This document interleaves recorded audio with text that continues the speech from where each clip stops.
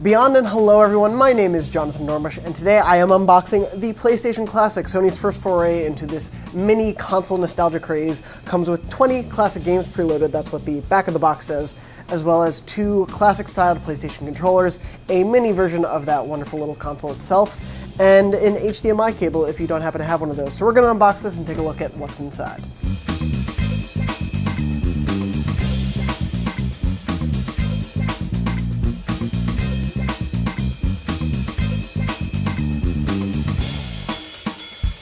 Okay, so the boring stuff out of the way first. You get an instruction manual if you don't know what it is you have in front of you.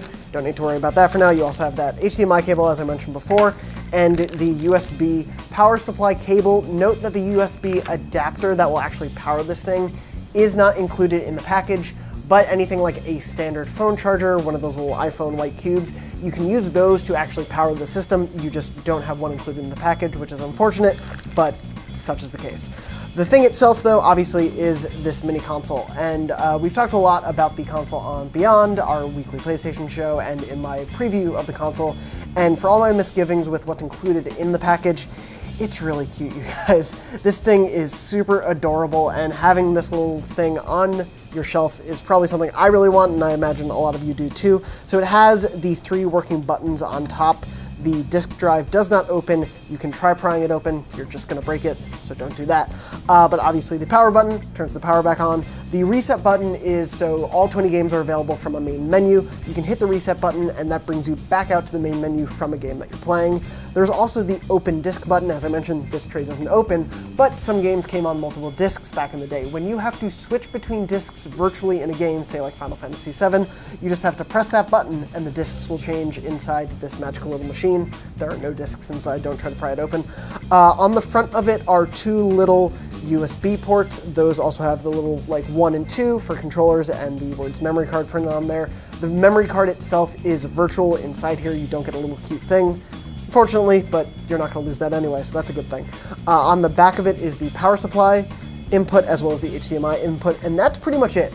It's a pretty simple, compact little thing. Like I said, this thing is adorable. I love it so much just for the look of it, and will probably get one solely for that, even if I only played it for 20 minutes. I'd still want this on my shelf.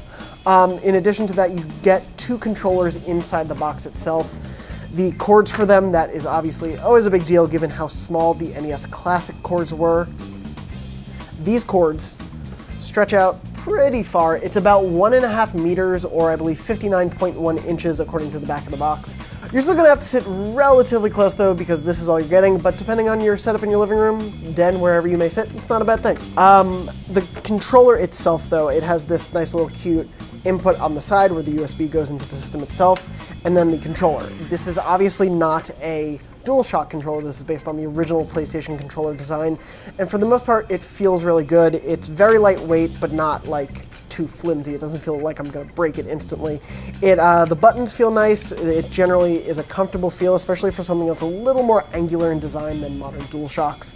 That said, it's still pretty comfortable to hold. I played the PlayStation Classic for 2 hours or so and tried the 20 games inside. Never had an issue holding this controller. Didn't really miss my DualShock that much. That said, you can't plug other USB devices into the PlayStation Classic, so you're stuck with those 2 controllers. The PlayStation Classic itself, though, with all of this included, will run you about $99 and comes out on December 3rd. You can look forward to more of our coverage and impressions on the PlayStation Classic as it approaches launch. And of course, for everything else PlayStation, you're already in the right place, IGN.